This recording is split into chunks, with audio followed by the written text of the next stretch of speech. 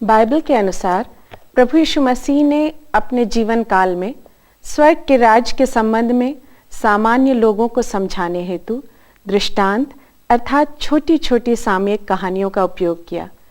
आज आपको भी इन्हीं संदर्भों से आध्यात्मिक बातें समझाने का हमारा प्रयास है। इन दृष्टांतों की व्याख्या यीशु मसीह के 40 दृष्टांत नामक पुस्तिका में श्रीमती इंदुलाल ने की है।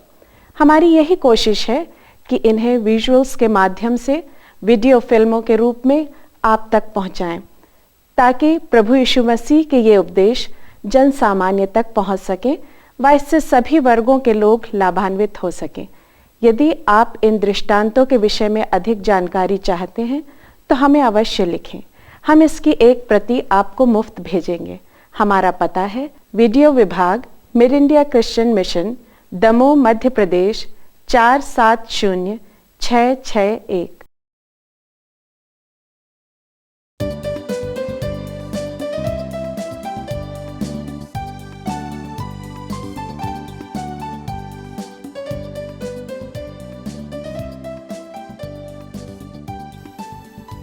प्रभु यीशु मसीह के सारे दृष्टांतों में सबसे अधिक प्रचारा जाने वाला उड़ाऊ पुत्र का दृष्टांत है। साहित्य जगत में कहा जाता है कि छोटी कहानियां जो इस संसार में लिखी गईं, उनमें सबसे अधिक प्रचलित और सबसे अधिक प्रभावशाली दृष्टांत भी यही है। प्रभु यीशु मसीह ने इस दृष्टांत में परमेश्वर का चित्रण किया है। हमारा परमेश्वर जो क्षमा करने वाला परमेश्वर है, हमारा परमेश्वर जो प्रेम और दया करने वाला परमेश्वर है। इस परमेश्वर के स्वरूप को इस दृष्टांत में प्रभु यीशु मसीह ने प्रकट किया है। उसके साथ साथ प्रभु यीशु मसीह ने संसार की दशा को भी प्रकट किया है, भटके हुए व्यक्ति को प्रकट किया है। और जब भटका हुआ वापस आता है तो परमेश्वर उसे गले लगा लेता है, उसे क्षमा करता है और उसे स्वीकार करता है। इस बात को प्रभु यीशु मसीह ने इस दृष्टांत में प्रकट किया। यह दृष्टांत बाइबल में लूका रचित सुसमाचार उसके 15वें अध्याय में और उसकी 11वीं से 32वीं आयतों में पाया जाता है। आइए हम इस दृष्टांत को विस्तार से देखें और उसके बाद हम इसकी व्याख्या करेंगे। देखेंगे कि प्रभु यीशु मसीह इस दृष्टांत से आज मुझे और आपको किन बातों की शिक्षा देना चाहता है।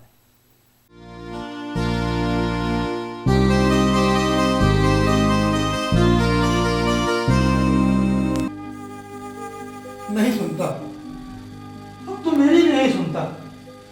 न जाने उसे क्या हो गया है। उसका तो दिमाग फिर गया है।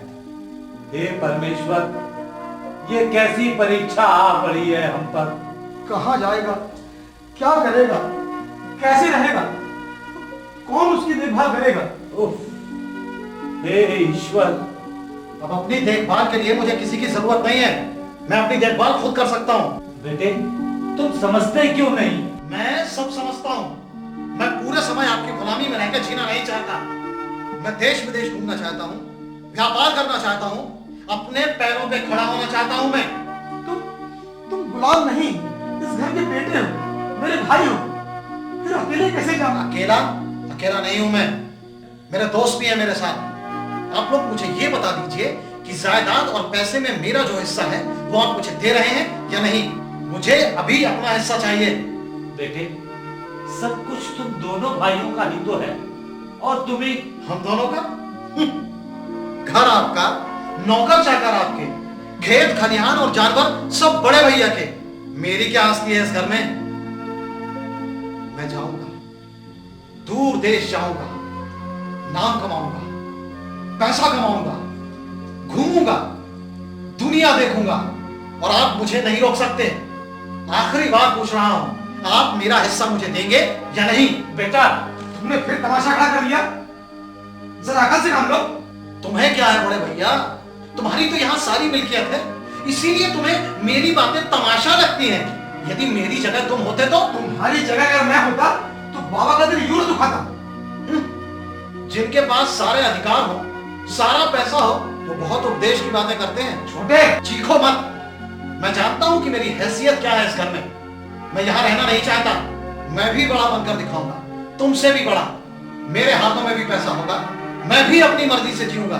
मुझे अपना हिस्सा चाहिए, अभी और इसी वक्त। बेटा, यहाँ भी तो तुम्हारा सब कुछ है और तुम मुझे भीख नहीं, अपना अधिकार चाहिए। मुझे अपना हिस्सा चाहिए। कुछ हमारी भी चिंता करो। तुम्हारे बिना ये घर कुछ नहीं बिगड़ेगा इस घर का मेरे बिना।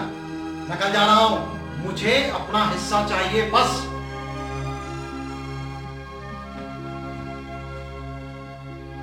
हे परमेश्वर, मेरे किस गुनाह की सजा है ये?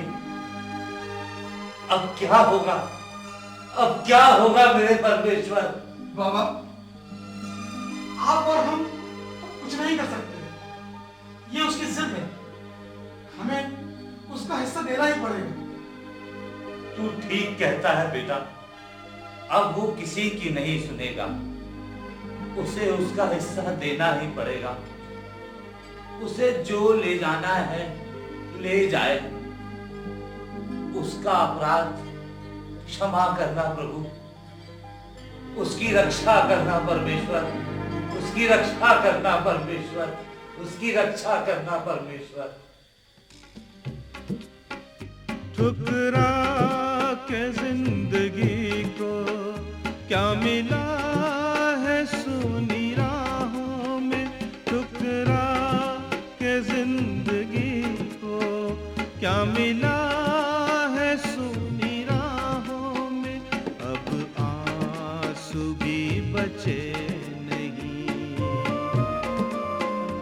इन डूबती सी आंखों में। ठुकरा के जिंदगी को क्या मिला है सुनी राहों में।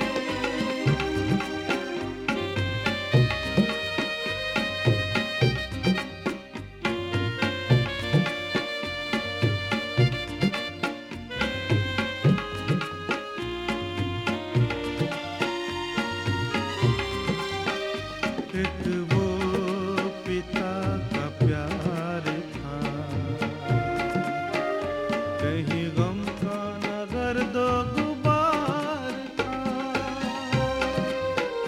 कहाँ आ गए हैं भटके कदम, किससे कहे ये दर्द गम। नहीं मिलती वो तसल्ली अब, नहीं मिलती वो तसल्ली अब, जो मिलती पिता की बाहों में। ठुकरा के जिंदगी को क्या मिला है सुनी राहों में।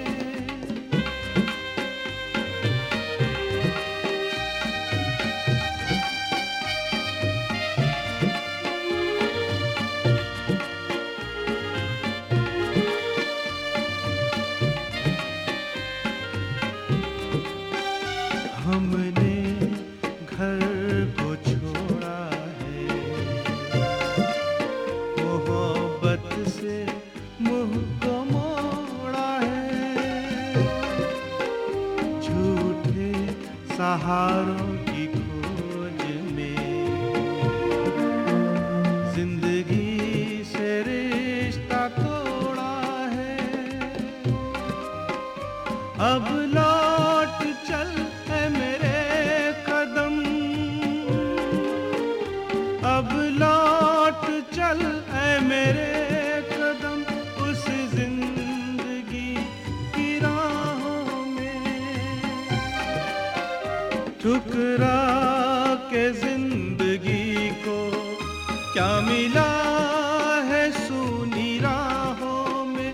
ठुकरा के जिंदगी को क्या मिला है सुनी राहों में। अब आंसू भी बचे नहीं इन डूबती सी आंखों में। ठुकरा के जिंदगी को क्या मिला है सुनी राहों में। ठुकरा के जिंदगी को क्या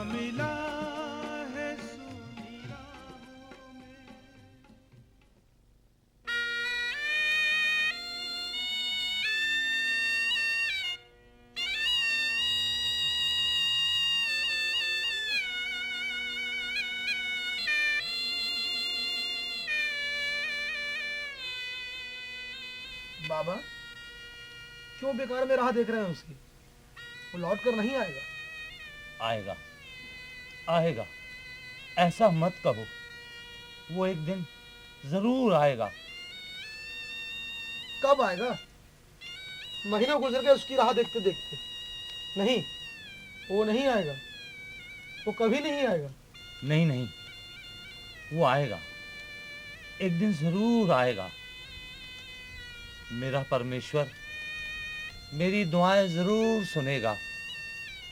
आशा नहीं छोड़ना बेटे, आशा नहीं छोड़ना। आप क्यों उसके पीछे इतना परेशान होते हैं? रास्ता देखते देखते आपकी आंखें धुंधला गई। ना ठीक से खाते हैं, ना सोते हैं। छोटा आ जाएगा ना तो सब ठीक हो जाएगा। बाबा, छोटा गया, अपने हिस्से का सब पैसा ले गया। वो अब नहीं आएगा, कभी नहीं आएगा। नहीं नहीं, ऐसा मत बोल बेटा, ऐसा मत बोल। वो आएगा, एक दिन जरूर आएगा। मेरा परमेश्वर मेरी दुआएं जरूर सुनेगा। अच्छा ठीक है बाबा, ठीक है। आइए अंदर चलें।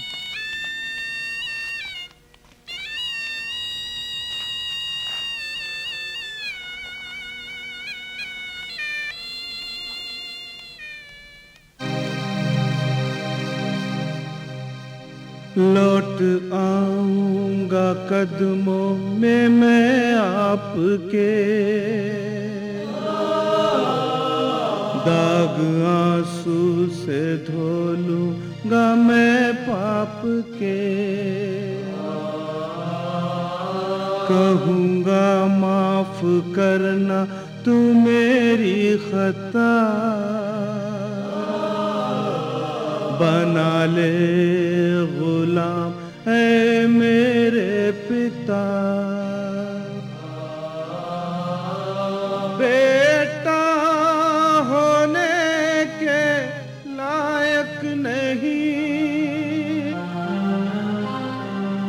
बेटा होने के लायक नहीं, गिर चुका हूँ मैं अपनी निगाहों से।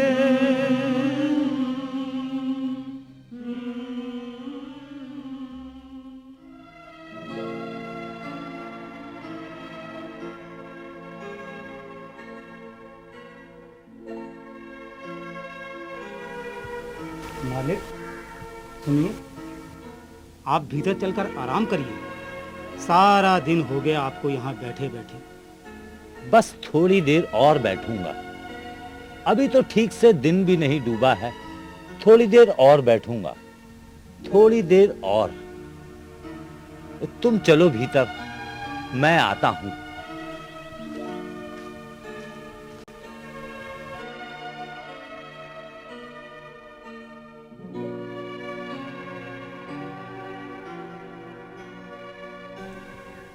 अरे कोई है, कोई है? बेटा, मेरा बेटा।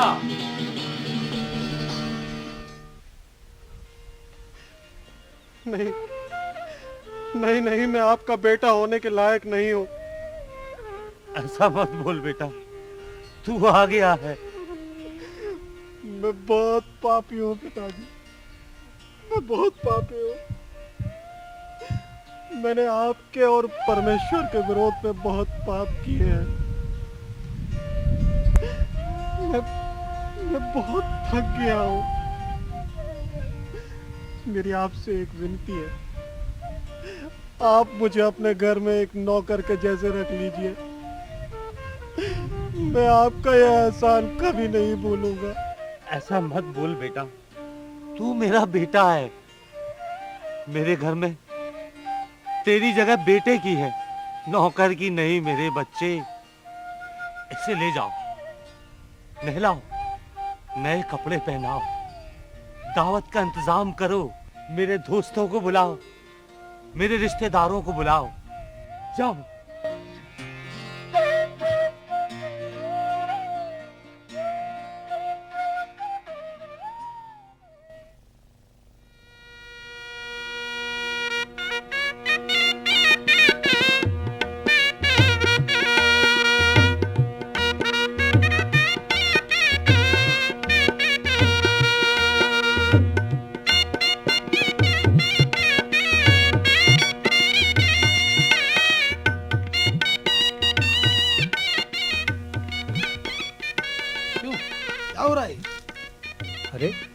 आपको अभी तक नहीं मालूम?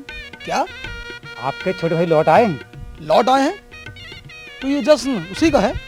जी हाँ, मालिक ने सब लोगों को खाने पर बुलाया है।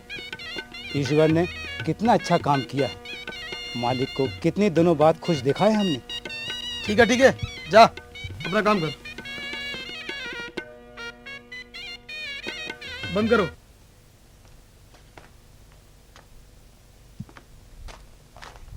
आ बेटा, छोटा आ गया, भीतर आ। भीतर आकर क्या करूंगा? आप जिसके लिए तरस रहे थे, आपका वो बेटा तो आ गया ना। ऐसी बात नहीं है बेटा, तुझे अपने छोटे भाई के लौट आने की खुशी नहीं? खुशी किस बात की?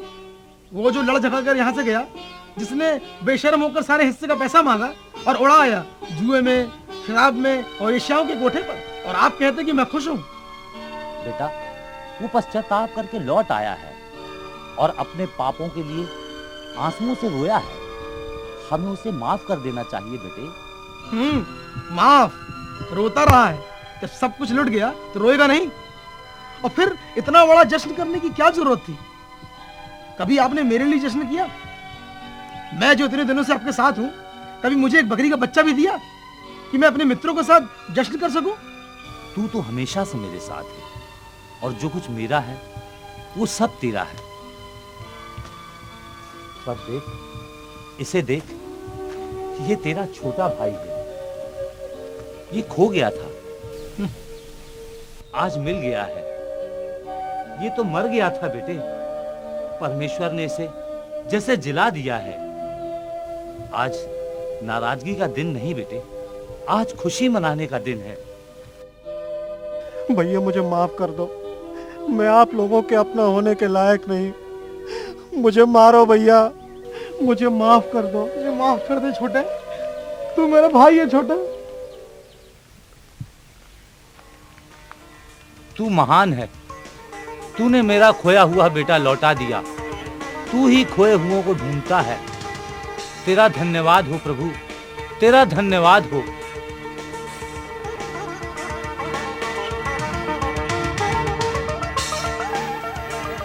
उड़ाऊ पुत्र के दृष्टांत से प्रभु यीशु मसीह हमें अनेक शिक्षाएं देना चाहता है। बहुत से आत्मिक जो तथ्य हैं उन्हें प्रभु यीशु मसीह मेरे और आपके सामने उजागर करना चाहता है। परमेश्वर हमारा पिता है, उसने हमको बनाया है, उसने हमको सिरजा है। प्रभु यीशु मसीह को जब हम स्वीकार करते हैं तो वचन में लिखा है, बाइबल हमको बताती है कि वो हमको अपने बेटे और बेटियां होने का अधिकार देता है। हम उसके बेटे और बेटियां बन जाते हैं। आत्मिक आनंद और आत्मिक सुख शांति का, परमेश्वर की निकटता का हम एहसास करते हैं। परमेश्वर ने हम में से प्रत्येक को कुछ ना कुछ योग्यताएं दी हैं। परमेश्वर ने हमको समय दिया है, जीवन दिया है, शक्ति और सामर्थ्य दी है। परमेश्वर के द्वारा दी हुई स्वतंत्र इच्छा का कुछ लोग दुरुपयोग करते हैं। छोटे बेटे के समान सांसारिक आकर्षणों से प्रभावित होकर परमेश्वर की निकटता से दूर चले जाते हैं। सोचते हैं कि इसमें हमें बहुत आनंद मिलेगा। संसार का आनंद तो क्षणिक होता है। संसार का उन्माद और उल्लास और सब प्रकार का सुख वैभव ये कुछ ही देर का होता है, परंतु वास्तविकता तो ये होती है कि परमेश्वर से अलग होकर हमें कोई सुख नहीं मिलता। परमेश्वर से होकर जो सांसारिक लाभ लोग प्राप्त करना चाहते हैं, यह अंत में निराशा, दुख, त्रासदी और विनाश में बदल जाता है। सांसारिक आनंद उठाने के लिए मनुष्य परमेश्वर की निकटता से, परमेश्वर की सीमाओं से दूर चला जाता है और परमेश्वर के द्वारा दी गई इस स्वतंत्र इच्छा का दुरुपयोग करता है। छोटे बेटे के समान कितने लोग इस संसार में हैं जो धन, दौलत, यश, बड़े नाम और पद की लालच में अपनी आत्मा को गिरवी रख देते हैं, परमेश्वर की निकटता से दूर चले जाते हैं और सोचते हैं कि जो कुछ है बस यह संसार ही है। परंतु संसारिक सुख जो होता है वो क्षणिक होता है और कुछ देर के बाद मनुष्य को इस बात का एहसास होता है कि इसके अंत में पीड़ा और दुख और त्रासदी ही मिलती है, और तब मनुष्य को वास्तविक आनंद, स्थायी शांति प्राप्त करने के लिए परमेश्वर के पास लौटना अनिवार्य होता है। इसमें प्रभु यीशु मसीह हमें एक और शिक्षा देना चाहते हैं, और वह शिक्षा यह है कि प्रत्येक सच्चे पश्चातापी को परमेश्वर स्वीकार करता है। चाहे हमने कैसे भी पाप किए हों, चाहे हमारे पाप लाही रंग के क्यों ना हों, चाहे संसार की दृष्टि में हम कितने भी निम्न और निकम्मे और नाचीज हों, परंतु जब हम वास्तविकता में पश्चाताप करते हैं, संसार के मार्ग को छोड़कर परमेश्वर की राह पर फिरते हैं, संसार के सुखों से परमेश्वर की निकटता में आते हैं, परमेश्वर की आत्मिक राज्य में प्रवेश करना चाहते हैं, तब परमेश्वर हमको गले से लगाता है, परमेश्वर हमको क्षमा करता है, परमेश्वर अपना प्रेम हम पर बरसाता है, परमेश्वर हमें अपने राज्य में स्वीकार करता है, और तब परमेश्वर के साथ उसके दूत भी हमारे लौटने से आनंद मनाते हैं। परमेश्वर किसी को भटक जाने से, किसी की आत्मा के विनाश से खुश नहीं होता। परमेश्वर हमको स्वतंत्र इच्छा देता है, परमेश्वर हमको मौका देता है। अब बड़े भाई की भी बात यहां पर आती है। बड़ा भाई वह है जो एक सच्चा मसीह है, जो परमेश्वर की निकटता में है, जो पिता की आज्ञाओं को पूरा करता है। और जब वो अपने दूसरे भाई को, जिसने वेश्याओं में अपनी संपत्ति उड़ा दी थी, उसको लौटता हुआ देखता है और इस बड़े जश्न को देखता है, तो वो कुछ निराश होता है, दुखी होता है। परंतु उसका पिता उससे कहता है, तू तो सदैव मेरा था, जो कुछ मेरा है सब कुछ तेरा है, परंतु तुझे आनंदित होना चाहिए, क्योंकि तेरा भाई जो भटक गया था वापस आ गया है, जो खो गया था वो फिर मिल गया है। और इससे हमें यही शिक्षा मिलती है कि वास्तविक आनंद, वास्तविक शांति, सच्चाई का, हमेशा का शाश्वत जीवन केवल परमेश्वर की निकटता में संभव है। यदि आज हम इसे समझ लेते हैं तो हमारे लिए यह आनंद का दिन होगा, परमेश्वर की निकटता का समय होगा, उद्धार का क्षण होगा, और परमेश्वर की निकटता में सदैव के लिए अनंत जीवन प्राप्त करने का और उसके उत्तराधिकारी होने का अवसर होगा। यही शिक्षा प्रभु यीशु मसीह इस दृष्टांत से मुझको और आपको देना चाहते हैं।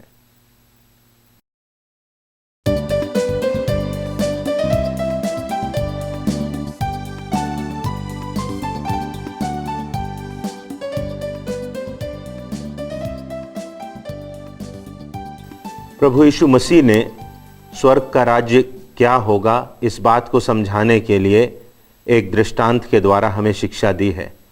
ये दृष्टांत बड़े सीधे और सरल होते थे कि सामान्य लोग भी उन्हें समझ सकें। प्रभु यीशु मसीह बहुत विद्वान शिक्षक थे और अपनी शिक्षा बहुत सरल भाषा में देते थे। प्रभु यीशु मसीह ने जंगली बीज का दृष्टांत दिया, जो कि बाइबल में मत्ती की पुस्तक उसके 13वें अध्याय की 24वीं से 30वीं आयतों में पाया जाता है। यहाँ एक कृषक का वर्णन है, एक मनुष्य जिसने अपने खेत में अच्छे गेहूं के बीज बोए, परंतु जब सब लोग सो रहे थे तो उसके बैरी ने आकर मौका देखकर ऐसे बीज बो दिए जो जंगली थे। आइए हम इस दृष्टांत को देखते हैं।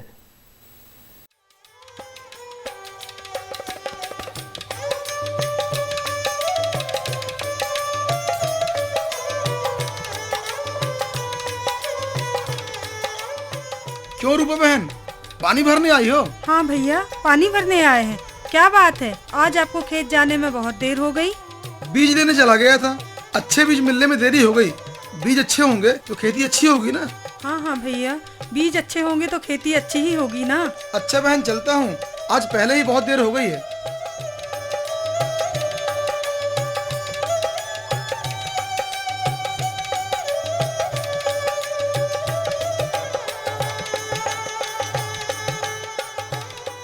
दीनू, इस खेत में इन्हीं बीजों को बोना है। अच्छा मालिक। अच्छा, मैं चलता हूँ, मुझे और भी जरूरी काम है। जी मालिक।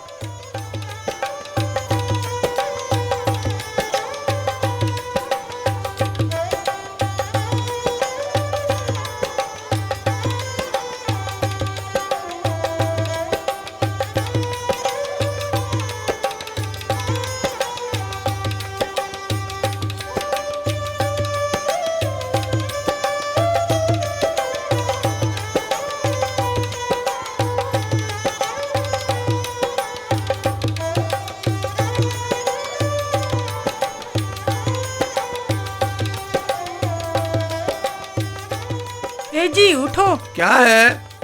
एक आप हो कि दिन चढ़ आया है और सो रहे हो? जानते हो उधर खेतों पर तुम्हारा बैरी अच्छे बीज बोने जा रहा है। क्या कहा? अच्छे बीज? हाँ हाँ, अच्छे बीज। कुछ करना होगा। क्या करूं?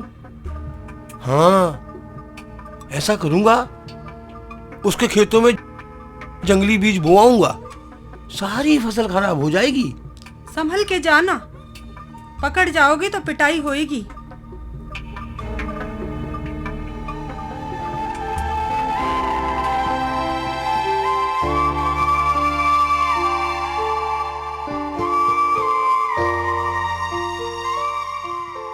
और दीनू, क्या हाल चाल है? ठीक है मालिक।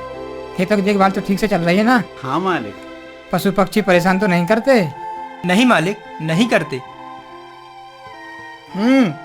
इस बार फसल देखो क्या बढ़िया हुई है। हाँ मालिक, फसल तो अच्छी हुई है, पर कुछ गड़बड़ हो गई है। गड़बड़ हो गई है? कैसी गड़बड़ दीनू? मालिक, उस वाले खेत के हिस्से में जंगली पौधे उगाए हैं। जंगली पौधे? मगर मैंने तो अच्छे ही बीज लाकर दिए थे। हाँ मालिक, अब क्या बताएं, बीज तो अच्छे ही थे। ये जरूर किसी बैरी का ही काम है। हाँ मालिक, ऐसा ही लगता है। मालिक, अगर आप कहें तो मैं उस खेत के जंगली पौधों को उखाड़ कर फेंक दूं? नहीं दीनू, ऐसा मत करना। पौधे उखाड़ने में पैरों से कुछ फसल खराब हो जाएगी, कुछ फसल जंगली पौधों के साथ उखड़ जाएगी। इसमें अपना ही नुकसान है। हाँ मालिक, फिर मुझे क्या करना होगा? देखो दीनू, अभी तुम रुक जाओ, फसल पकने तक रुक जाओ। जब फसल पक जाएगी तब कटाई के वक्त तुम जंगली पौधे अलग कर लेना और अच्छी फसल काट कर मेरे खलिहानों में रखवा देना। अच्छा मालिक, मैं ऐसा ही करता हूँ। जंगली पौधों को जलाकर और अच्छी फसल को आपके खलिहानों में रखवा दूंगा। चलो, अब चलना चाहिए। ठीक है।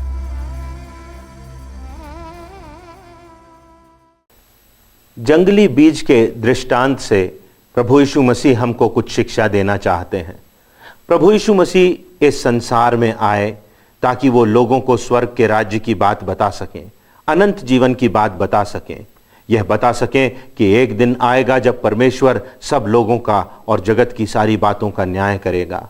एक दिन आएगा जबकि अच्छे दाने को परमेश्वर अपने खत्ते में जमा कर लेगा, और एक दिन आएगा जबकि जो जंगली दाना है वो भस्म कर दिया जाएगा, जला दिया जाएगा। और यही बात प्रभु यीशु मसीह इस दृष्टांत में व्यक्त कर रहा है। प्रभु यीशु मसीह कहता है, परमेश्वर हमारा स्वामी है, हमारा मालिक है। उसने प्रभु यीशु मसीह को भेजा कि वो हमें परमेश्वर के गुणों के विषय में बताए, परमेश्वर के गुणों से हम परिचित हो सकें, उन्हें अपने जीवन में उतार सकें और उनके अनुसार जी सकें। ये अच्छा दाना प्रभु यीशु मसीह ने संसार में बोया। परंतु प्रभु यीशु मसीह के साथ साथ शैतान अब भी अपना कार्य करता है और वो इस संसार में लोगों को बहकाता है, भड़काता है, विषम परिस्थितियां पैदा करता है, लोगों के जीवन में परीक्षाएं लाता है, सब प्रकार की बुरी बातें जीवन में लाने का वो प्रयास करता है। दुख, बीमारी, कठिन परिस्थितियां, और इन बातों के द्वारा शैतान लोगों को बहका करके अपने वश में करना चाहता है। परंतु परमेश्वर सब पर दया करता है, परमेश्वर सबको मौका देता है। परंतु एक दिन आएगा जब परमेश्वर सब बातों का न्याय करेगा। एक दिन आएगा जब परमेश्वर के जो पुत्र हैं, जिन्होंने प्रभु यीशु मसीह की शिक्षाओं को सुना, उन्हें ग्रहण किया और उसके अनुसार अपने जीवन को बनाया, प्रभु यीशु मसीह उनसे कहेगा कि हे अच्छे और विश्वास योग्य दास, मेरे राज्य में शामिल हो जा। प्रभु यीशु मसीह के द्वारा जो उपज लगाई गई, जो दाने डाले गए, वो जब बढ़ते हैं, विकसित होते हैं, लोगों के जीवन बदलते हैं, उन लोगों को अनंत जीवन प्राप्त होता है। ऐसे लोगों को परमेश्वर अपने राज्य में, अपने खत्ते में समेट लेगा। परंतु ऐसे लोग जो शैतान से प्रभावित हैं, जिन्होंने प्रभु यीशु मसीह को ठुकरा दिया है, जिन्होंने प्रभु यीशु मसीह की अवहेलना की है, जो पापमय जीवन जीते हैं, उनको एक दिन ऐसे स्थान में डाल दिया जाएगा जो नरक का स्थान है, जो विनाश का स्थान है, जहां रोना और दांत पीसना है और अनंत की मानसिक यंत्रणा है। ये बात मेरे और आपके सामने भी आज प्रभु यीशु मसीह अपनी शिक्षा के रूप में रखना चाहता है। चयन हमको करना है कि हमारी कौन सी दिशा है, हमारी कौन सी मंजिल है। इसी चुनौती को प्रभु यीशु मसीह ने इस दृष्टांत में व्यक्त किया है।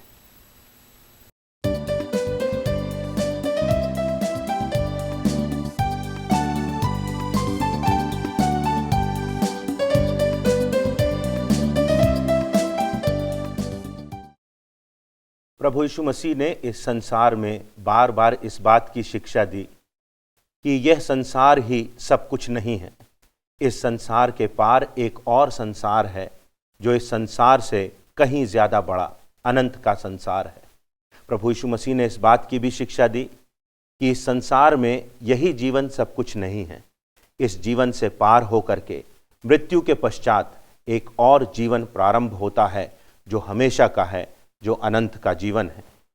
प्रभु यीशु मसीह ने यह बताते हुए इस बात की भी शिक्षा दी कि इस संसार में, इस जीवन में हमको ऐसा जीवन यापन करना है जिससे कि संसार के पार हम स्वर्ग के राज्य में प्रवेश कर सकें, अनंत जीवन में प्रवेश कर सकें, उसकी निकटता में सदैव को रह सकें, उस अनंत जीवन को प्राप्त कर सकें।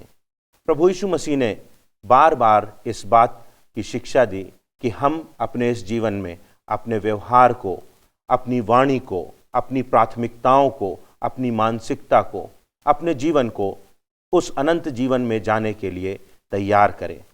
इसी बात को समझाने के लिए लूका रचित सुसमाचार नामक पुस्तक के 16वें अध्याय में प्रभु यीशु मसीह ने धनवान व्यक्ति और लाजर का दृष्टांत कहा।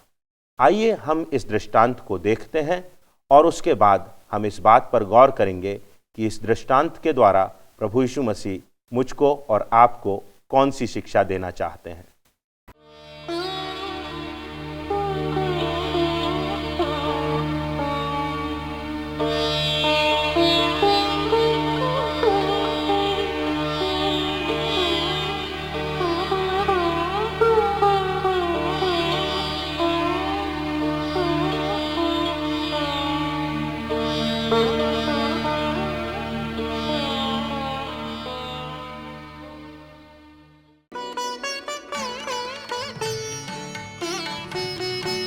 भाई साहब, भोजन तो बहुत स्वादिष्ट बना है, खाने में मजा भी आ रहा है। भोजन स्वादिष्ट कैसे नहीं होगा?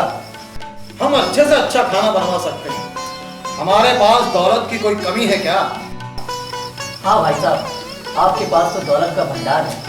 आप चाहें तो गरीब दीन दुखियों की सहायता भी कर सकते हैं। क्या कहा? दीनहीनों की मदद मैं करूंगा? मैं गरीबों की मदद नहीं कर सकता। ये मेरी सारी की सारी दौलत गरीबों के लिए नहीं है। भाई साहब, मैं एक बात कहूँ? कहो। आप मूसा और भविष्यवक्ताओं का कहना तो जानते हैं और उनकी पुस्तकाओं में भी यही लिखा है। अरे छोड़ो भी ये बातें, मूसा और उनके भविष्यवक्ताओं की बातें। खाओ पियो और ऐश करो। चलो खाओ। लो खाओ। ठीक है? ठीक है। वो तुम्हारी कर वसूली का क्या हुआ? किसकी हिम्मत है जो कर ना दे? मैंने सब वसूल कर लिया है। शाबाश।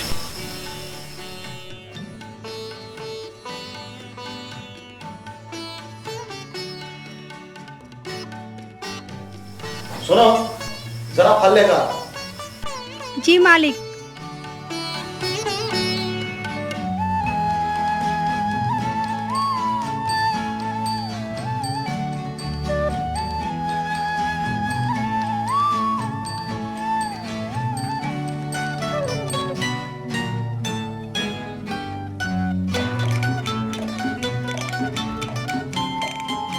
लो फल खाओ।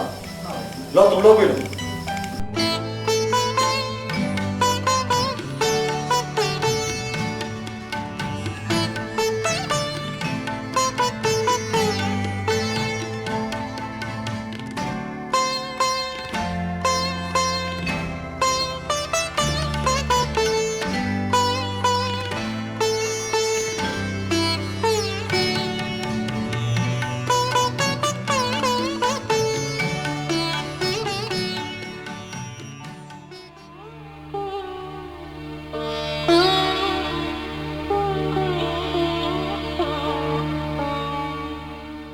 दीदी, इसे मैं बाहर फेंक आती हूँ। सुन, इसे फेंकना नहीं।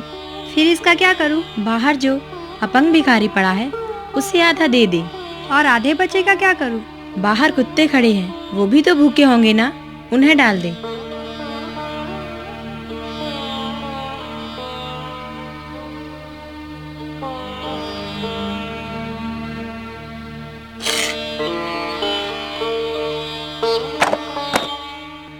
ले, खा ले, मुआ मरता भी नहीं है।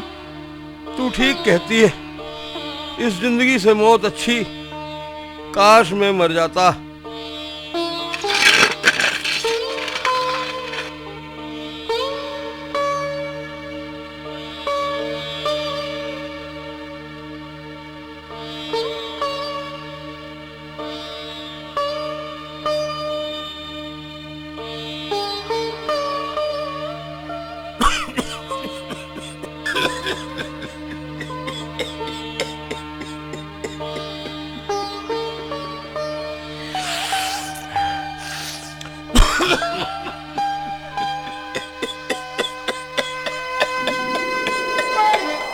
कालांतर में उस कंगाल की मृत्यु हो गई।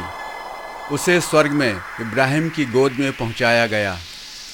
उसी प्रकार धनवान की भी मृत्यु हुई और उसे उसके कार्यों के कारण नरक की धधकती आग में स्थान मिला। उसने स्वर्ग में इब्राहिम की गोद में लाजर को देखा और पुकार कर कहा, हे पिता इब्राहिम, तू मुझ पर दया कर और लाजर को यहाँ भेज दे, ताकि वो अपनी अंगुली का सिरा ठंडे पानी में डुबोकर मेरी जीभ को ठंडा कर सके। मैं इस ज्वाला में तड़प रहा हूँ। हे पुत्र, याद कर कि तू उस जीवन में अच्छी वस्तुओं का भोग कर चुका है और लाजर कष्टयुक्त जीवन। तूने पहले सुख भोगा और लाजर ने पीड़ा, दुख और जलन। अब इस जलती आग में तू तड़प रहा है और मेरा प्यारा पुत्र लाजर यहाँ शांति पा रहा है। नहीं पुत्र, ये संभव नहीं है, क्योंकि धर्मियों और अधर्मियों के बीच लंबी और चौड़ी खाई है, जिसके उस पार ना तो कोई जा सकता है और ना वहाँ से इस पार कोई आ सकता है। हे पिता, तू दयालु है, तू उसे पृथ्वी पर मेरे घर भेज दे, क्योंकि मेरे और भी 5 भाई हैं। वो उनके पास जाकर इस बात की गवाही दे, ताकि वे तुझ पर विश्वास कर सकें। कहीं ऐसा ना हो कि वे भी यहाँ आकर इस आग की ज्वाला में धधकते रहें। जब वे मूसा और भविष्यवक्ताओं की बात नहीं सुनते, उन पर विश्वास नहीं करते, तो मरकर जी उठने वाले की बात क्यों मानेंगे?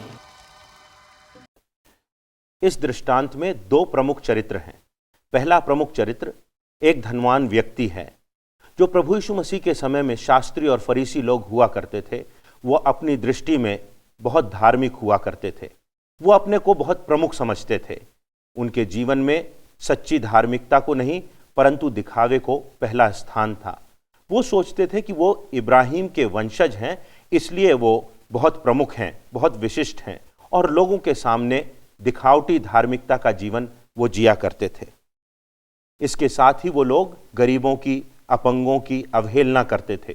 सोचते थे कि ये लोग जो अपंग हैं, जो गरीब हैं, ये इसलिए हैं क्योंकि इन्हें इनके पापों का फल मिल रहा है, इन्होंने दुष्कर्म किए हैं, और इसलिए ऐसे लोगों पर ये अपना प्रेम प्रकट नहीं करते थे, उनकी चिंता नहीं करते थे, उनका ध्यान नहीं रखते थे, उनकी मदद नहीं करते थे, उनका वो सीधा सीधा तिरस्कार करते थे।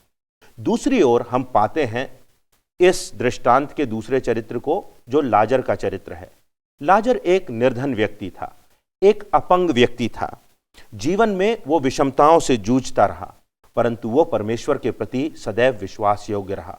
परमेश्वर के विरोध में या उसकी निंदा में लाजर ने कभी कोई बात नहीं की, और इसीलिए जब दोनों व्यक्तियों की मृत्यु होती है तो लाजर स्वर्ग में पहुंचता है, परंतु जो धनवान मनुष्य है वो अधोलोक में पहुंचता है।